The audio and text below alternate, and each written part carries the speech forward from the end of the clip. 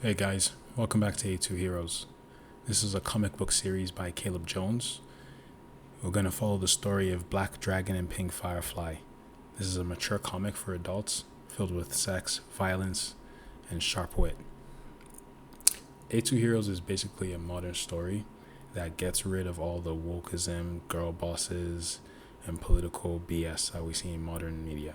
It's a new story that's going to be coming out following the adventures and misadventures of Black Dragon and Pink Firefly and their companions, Larry and Zora.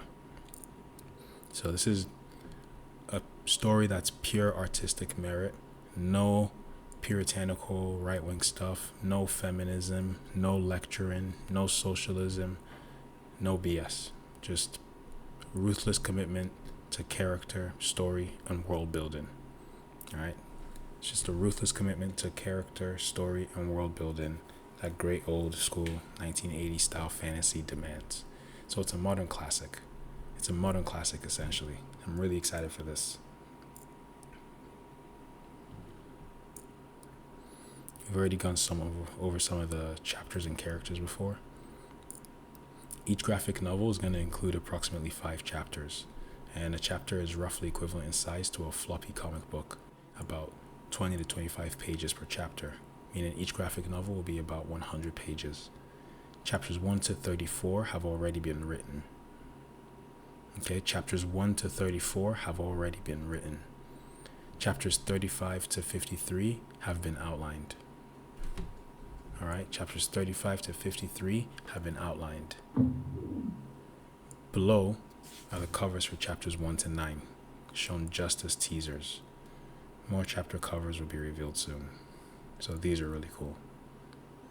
Chapters 1, chapters 2, chapters 3. Very nice.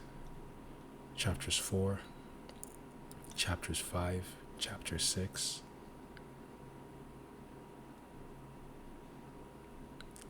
Chapter 7, chapter 8, chapter 9. Very cool cover art. I've gone over each one of these in details in previous videos, and I'll be happy to go over them again in future videos. Got some really iconic and cool characters on these covers. Really cool work. So the digital graphic novels, these will initially be released as graphic novel volumes, where volume 1 will be issues 1 to 5, volume 2 will be issues 6 to 9. So you get 2 graphic novels to start with. Volume 1, issues 1 to 5. Volume 2, issues 6 to 9. Each story arc is around 20 to 25 issues, or 4 to 5 graphic novel volumes. So for one story arc, you're going to have 4 to 5 independent volumes. About 100 pages each. That's cool. That's really cool. 4 to 5 pages of high quality art printed, ready for you.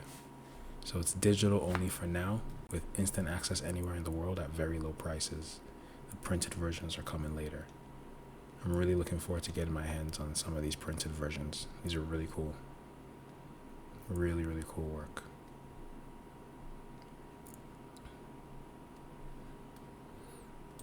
Also, we've gone over the characters in the past.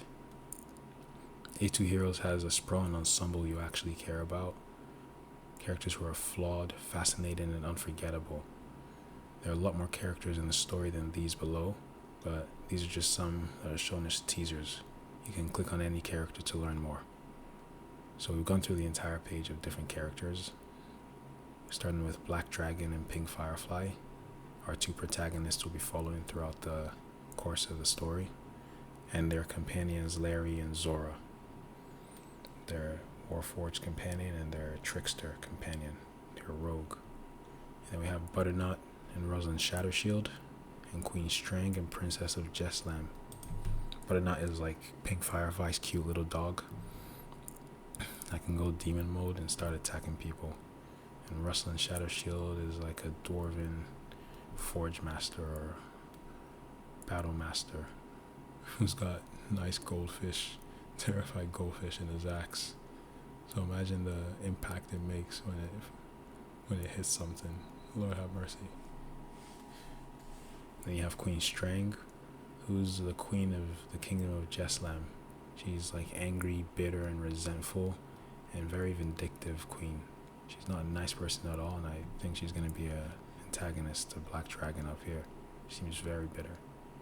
Then we have the Princess of Jeslam, who's the queen's daughter, and she herself is bold, proud, and elegant, and really takes after her mother in many ways. I don't know if she takes after her or if she's different from her. Let me see. So the Princess of Jeslam is a human princess from the kingdom of Jeslam. The stuck-up, entitled, angry, and extremely bitter Princess of Jeslam, whose real name is Garona, is the tall, young, good-looking version of her equally angry mother, Queen Strang. So she is stuck up and entitled. She is bitter and angry, just like her mother. Extremely proud. Extremely proud. The princess's near consistent, angry exterior is a cover-up for her desire to please and impress her strong mother. The princess's greatest fear is that her mother will find her not worthy to rule Jeslam when her time comes. Powers and abilities. The princess was a normal human, but now she's been infused with dark magic that allows her to fire bolts of highly explosive energy at will. Oh, that's cool. That's cool. She may have other sorceress powers that she hasn't yet uncovered. Nice, that's cool. I like her outfit. I like her design. She's really fierce, really strong, really powerful. This is what Supergirl should have been. This is literally what Supergirl should have been. She's perfect in that way. So you have Barlow the Abundant. You have Matron Sindrith, the sorceress priestess. She's a Rathor from the underworld, the city of Sizendrill. That's cool. A Rathor priestess and sorceress from Sizendrill. You have Fuzzelwax, the Velkthen. He's a wizard Velkthen from an unknown realm. Fuzzelwax is a strange creature, always referring to himself in the first person and always referring to others by description instead of name. Black Dragon is sarcastic warrior. Pink Firefly is pretty fairy. Baby Zora is brave elf, and so forth. He's friendly, social, loves to be part of the group, and extremely weird. Powers and abilities. Fuzzelwax is a powerful summoner with a few loose screws. He can summon anything, but never gets exactly what he asks for. If he tries to summon 100 spears to launch at an enemy, he'll instead summon 100 pillows, 100 pitchforks, or 100 ferrets. He's constantly confused about why his magic never quite works the way he wants it to, but always forgets about it within a minute or two and carries on as if nothing is wrong. Wow. That's funny. Fuzzelwax is the GOAT. This guy is an extremely powerful summoner. He's a conjurer. I like that. Cool guy, so I'm going to really enjoy following his story. I don't know if he's going to be a major threat or if he's going to be a comedic relief, but it seems like he can definitely be a bit of both. Then we have White Dragon. Oh, White Dragon is cool. White Dragon is a human warrior from a parallel realm, from a parallel universe. Personality and goals of White Dragon. White Dragon is Black Dragon's mirror opposite from the parallel universe. White Dragon is Black Dragon's mirror opposite from the parallel universe. He's constantly angry, disgusted by the entire world that he views as full of chaos. Ugh, this guy's bitter and resentful. He'll get along with Princess of Jeslam just fine. It is his personal mission to make the world, quote, right. Oh my god, he's a social justice warrior too. Lord have mercy. He's completely devoted to and worships Dark Firefly and instantly does whatever she asks without question, regardless of what it is. Wow. Oh no. He's completely obedient. He's supplicating to Dark Firefly. That is funny. I feel bad for you, White Dragon. I got 99 problems, but Dark Firefly ain't one. Oh god. Powers and abilities. Just like Black Dragon, White Dragon was trained in swordsmanship since he was a small child and is an extremely strong and capable warrior. His rage and blind devotion to setting the world right give him a drive in battle matched by few. Nice. So he can channel his rage. He can channel his rage and turn it into power, turn it into muscle and might. That's cool. That's cool. That's really good. That's really good. Even though he's philosophically wrong, he's still like tactically effective. I like that. So he's gonna be a threat regardless of what he believes. So in battle, he wields Diggle. That's his Tolkien insane +5 sword of emotion. There we go. A lethal weapon of great power. Wow. It's a Tolkien insane weapon +5 sword of emotion. Diggle. Okay, that's cool. A lethal weapon of great power. That's cool. That's actually really nice. I like that about White Dragon. It's a cool little detail right there. I'm actually kind of rooting for White Dragon now. He's kind of cool. Okay. Then after the characters section here, you can come through here and find the other characters on the page. Dark Firefly, Olindris, Brunecrow, Veilray, Swilling Sunweave, Draven Goldsunder, Darcis. I like Darcis a lot. Darcis kind of reminds me of Shigo. I like to see her go up against Ganora, Princess of Jeslam. I love to see them two go up against each other. Garona versus Darcis. That would be a really cool matchup. Then we have Torvek Frostfang, our resident barbarian. Chenin, our resident barbarian. King Theric IV, our resident slob. And Queen Gandara, our resident model. Very cool. Very cool. I've gone over these characters before, and I'll happily go over them again, but you can come to the website here and check them out yourself. And then this video right here on this page is the first Black Dragon and Pink Firefly livestream replay. I've watched this when it first aired. This is a really cool video that breaks down the project, the expectations, and the scope and scale of this entire thing. Really inspiring, really intellectual, really informative. Like, it's pure hype. It's pure hype. He's going to talk about the story structure, overview of the plot, the progression and climaxes, like the rules, the sex scenes, maturity topics, like the world building, things like that. He's going to go into detail on each and every aspect of this story because he wants you to buy into it. He wants you to believe it. He wants you to know that if you're getting into this, you're getting into something that's big, something that's major, something that's massive. I'm really hyped for this. I'm stoked. I'm incredibly stoked for this entire project. It's going to be incredible to watch it just take off once it launches. So he's already broken down the story into multiple parts and written each chapter and chapter layout for each part. Part 1, Part 2, Part 3, Part 4. He's already done that all. This is a really cool slide. This is a really cool slide. It lets you know how many chapters are in each part and how many story arcs, how many volumes are in each part. So just part 1 alone, you have 1, 2, 3, 4, 5 volumes.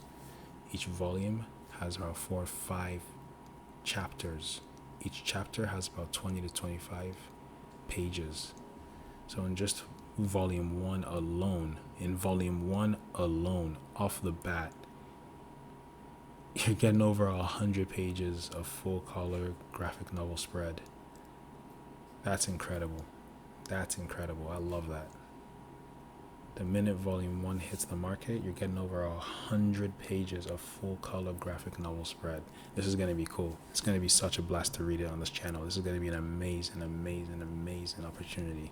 Holy. And then volume 2 comes along and you get another 100 pages of full color, high quality graphic novel spread.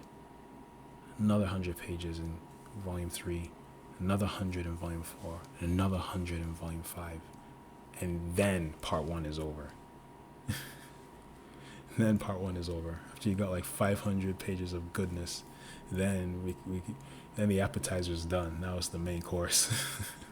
So this is really exciting. I'm really looking forward to this. If you guys want, I can break down this video in detail later and go over each part and talk about it in specific and get a nice breakdown of what you should look forward to. This is different from anything you've ever seen.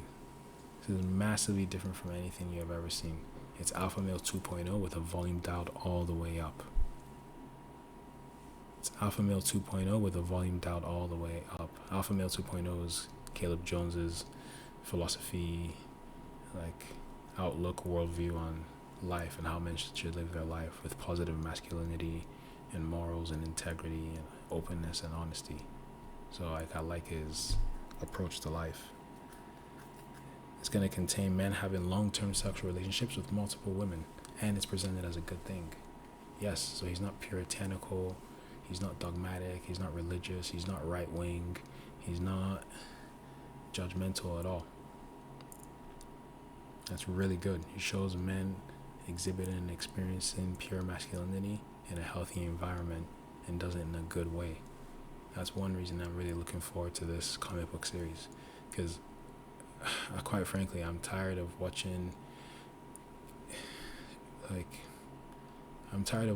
really derivative stories where the romantic tempo is just completely off pace and there's no incentive or motive for these characters to like one another or be with one another, and it's just the plot moving them towards one another. You could just feel the writer's hand just forcing them to be together, as opposed to it evolving naturally and authentically on the screen. And so I don't like the typical trope of the nerd gets the girl, or like after trying long and hard he finally won her heart and then they lived happily ever after and nothing went wrong. Like that's just fantasy. That's just pure fantasy. I don't like that whole idea of rewarding weakness and inaction in men and telling them that they can be that way, that you can be beta and win. No, you gotta be alpha if you want to win. You don't gotta be alpha, but if you want to win, you gotta be.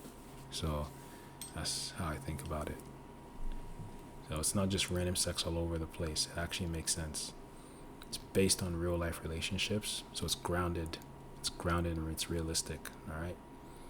You can get a feel for how to do this in real life, and as he showed on the previous slides, the entire story is written in advance.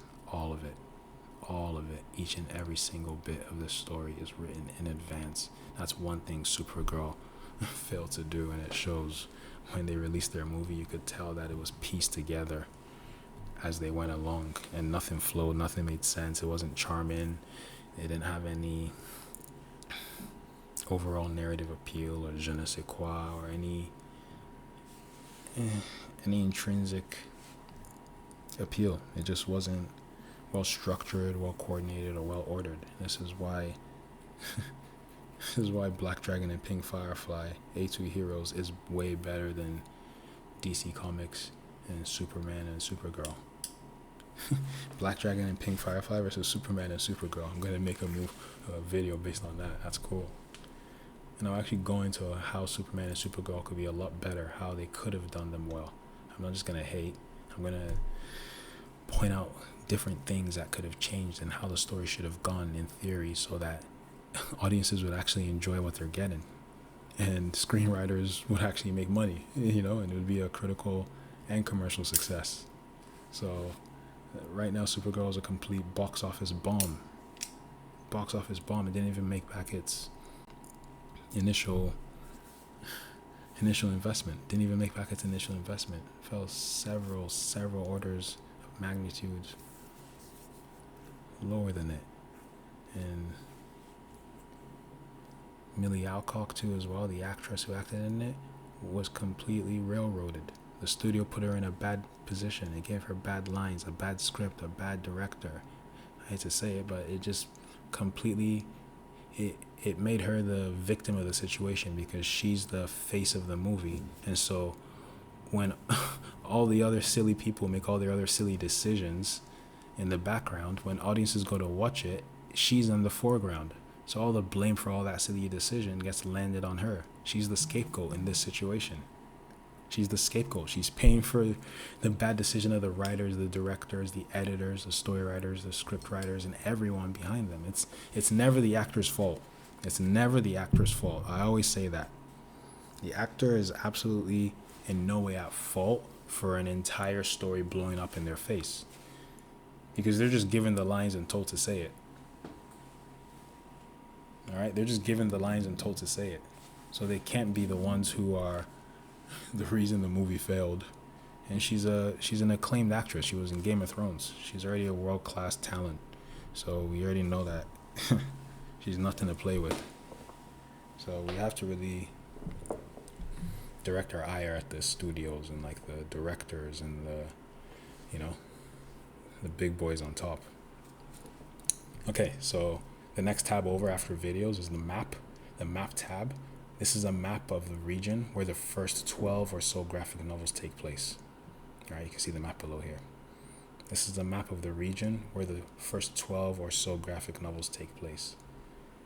You can see on the north, we have the Tarlam Wastes, Lee Kai, the Kingdom of Clor and Zorath. And then on the bottom, south, separated by the Strait of Gales, we have the Kingdom of Jeslam. We have Zenog to the west. We have Samaskak to the east. So Clor, Zorath, and Lee Kai seem to be very cool places that I want to learn more about. I've gone into this map in detail. In a previous video, so you can watch that. And if you want, I can do another video on it too, delving into more detail and more information on it, and really placing characters to their respective locations. I did a little bit of that last time. Put in different characters where they would be. Oh, I can make little tokens for all the different characters and place them where I think they'll go as the story evolves. That's actually a cool idea. I'm gonna do that. So that's cool. So this is a map of the region where the first 12 or so graphic novels take place. Not every location is detailed here, and more will be revealed in the future. Not every single location is detailed. So they're just giving us a brief overview. And then after the map tab, you have the status tab. And the status tab gives you an update on the graphic novel status. Here you can track the progress below, and this dashboard is updated in real time. Every graphic novel is approximately 100 pages. Every graphic novel is approximately 100 pages. So for green is 100% complete, blue is currently in progress, yellow is stage completed, and black is not started yet. So from what we can see below here, for part 1, The Adversary, graphic novel number 1 is finished. The outline and planning, the writing, the storyboarding, the artwork revisions, 100% complete. All for graphics novel number 1. So they finished all 6 stages of quality assurance in order to make sure that it's ready for publication. Wow.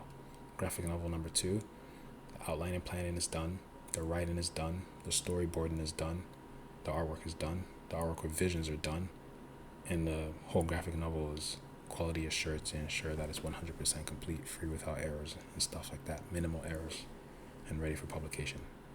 Graphic novel number 3, same thing. From planning and outline to writing and storyboarding, artwork and revisions, everything is 100% complete. So like he promised on the first page already, the first 3 graphic novels are 100% complete. The first 3 already at get-go, 100% complete, completely green. And every graphic novel is approximately 100 pages. Every single graphic novel you see here on this page is approximately 100 pages long each, because they each have 45 chapters. Each chapter has 1 to 5 issues. Each issue has about 20 to 25 pages, right? So, graphic novel number 1, that's 100 pages. Number 2, 100 pages. Number 3, 100 pages. 300 pages already done and complete, out the door, ready to go on day 1. 300 pages. This is really cool.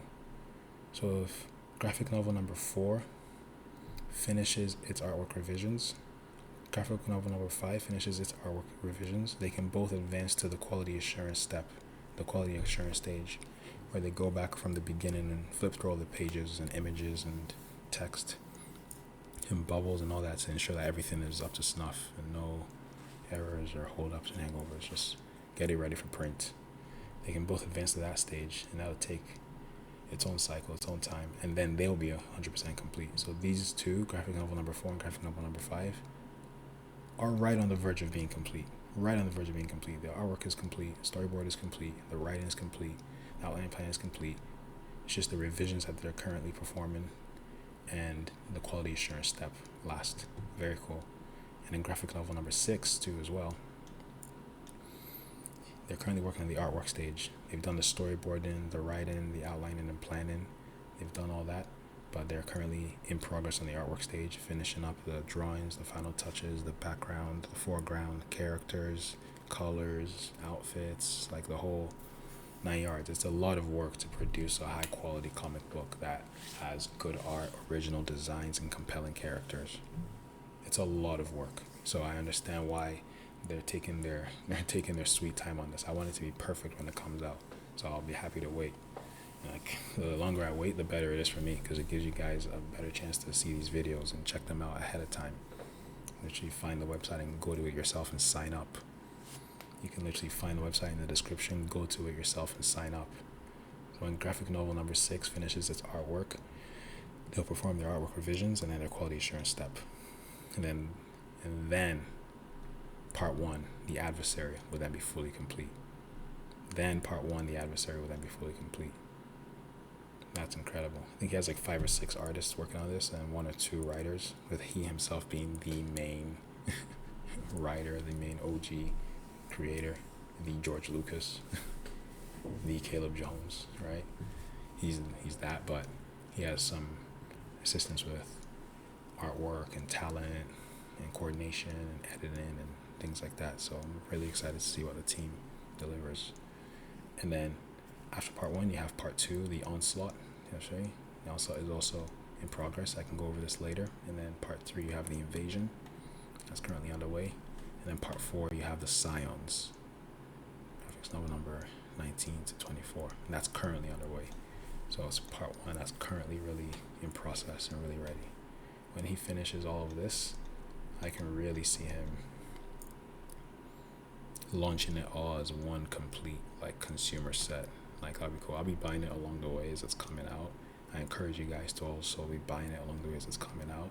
But then when he gets all of them completed, all of them done, all of them completely out the door, finished, processed, quality assured and checked, a year later after that, I'll probably release all of them in a massive like founders edition pack, and then you can use that to like fund a short. It'd be really cool to have like a movie, a 30-minute short or a story of it. I think while it'd be cool to just immediately transform the graphic novel into stories, into the story of the graphic novel, that might be expensive. It would be smarter on some level to create a 10-minute short that just shows Black Dragon and Pink Firefly in Mortal Kombat in badass situations, fighting against cool enemies and opponents and doing cool shit, and using that as the promotional vehicle for the comic books so that they then grow a larger following, instead of committing to a massive season 1 undertaking with 12 episodes outlining the exact thing. You already have the storyboard, you already have the comic books, you already have the dialogue. You can instead do a Elder Scrolls trailers type of thing where the characters don't talk, they don't speak, you never hear their voice, but you just see their figure, and their action does the talking, their action does the speaking. So that way you don't have to pay for voice actors and quality control and things like that. You can just do the artwork and the CGI and the animation and that cool stuff.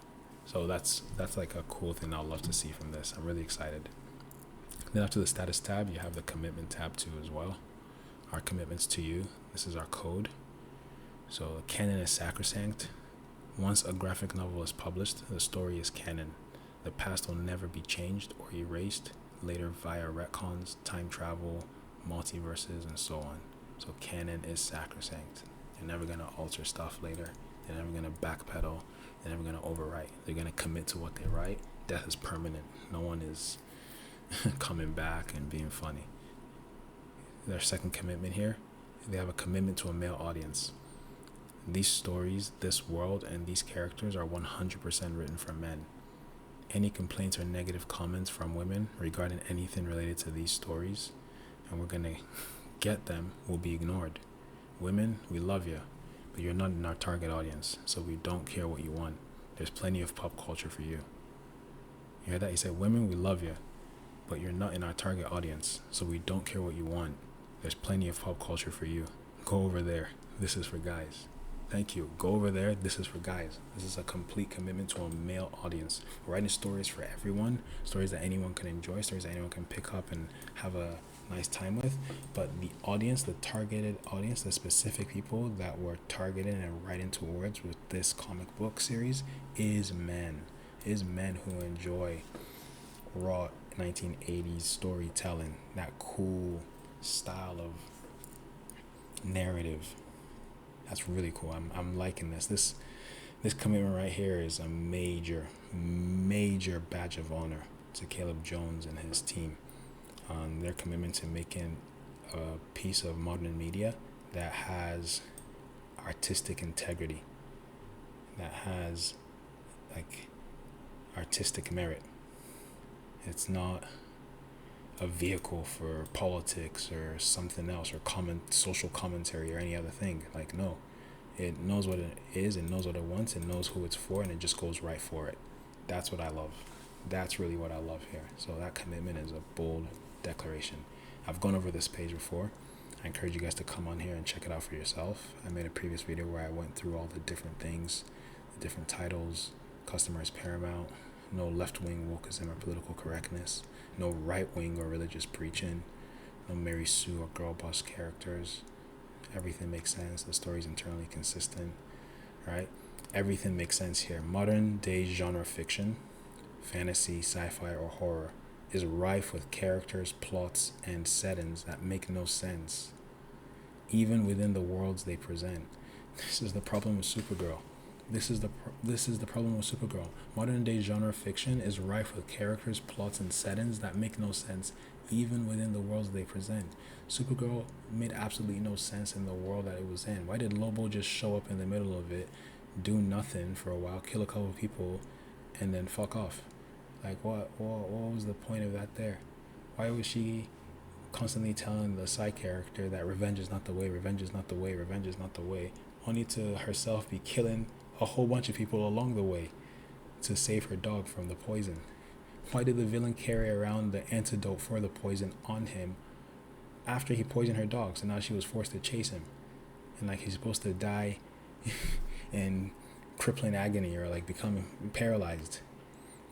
And why is Crypto the dog like pissing on the Superman newspaper poster at the beginning? Like, that's just unnecessary braggadocious behavior. That's not needed. That's a comment from the writers to what they think of Superman and how she's better than him. But like, she could be better than him but not be disrespectful about it. She could be, and I think she is. She should be. So I'm going to do a video on how Supergirl could have been presented a lot better and how they should have gone about it in order to make her a more compelling character that the whole world would love, that girls would love. It would be incredible. So modern day genre fiction is rife with characters, plot, and settings that make no sense, even in the worlds they present. This is the result of serving political agendas or corporate checklists rather than a priority of telling rich, consistent stories. This is the result of serving political agendas or corporate checklists rather than a priority of telling rich, consistent stories. This is one thing that A2HEROES has. This is one thing that A2 Heroes has. I love this. A priority of telling rich, consistent stories. That's all that matters. That's all that matters. That's the only thing that matters. You can't have all these other political frameworks and checklists and agendas. This is why A2HEROES is going to take over the world, because it's going to build underground for a while, gathering a cult audience, gathering a cult following, before it surges up above ground into the mass media. And it will be completely unencumbered, completely freed from the chains of serving any political agenda or corporate checklist. It will be a breath of fresh air. It'll be something that people haven't seen in a while and they've been begging for ages. It'll be like water in the middle of the desert. Like, this thing is ripe for explosion. Look at how well Invincible did. Look at how great that went. Look how it got picked up from just a tiny little webcomic all the way to a full-fledged TV production that's streaming and has its own bigger fan base and world base right now. That's the exact same thing that could happen here. That's the exact same picture that could go down here. Really cool stuff.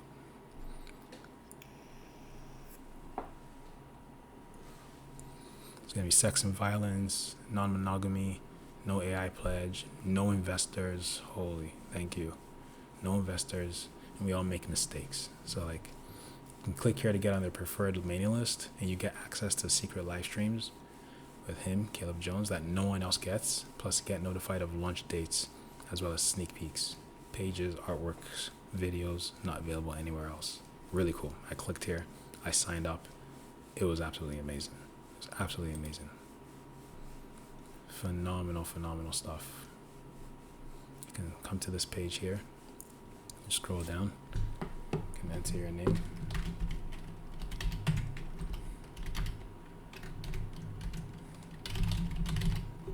And boom, just click the button, and there you go.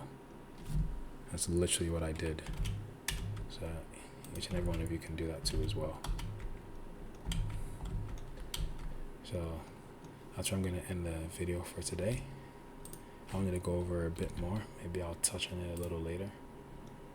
But it's a really cool project here about A2HEROES. You can click to get on the preferred mailing list like I just showed. And he goes over the vision of A2HEROES. I'm going to go over this another day and really delve into it and talk more about it. And then I'll talk about the FAQ next time too as well.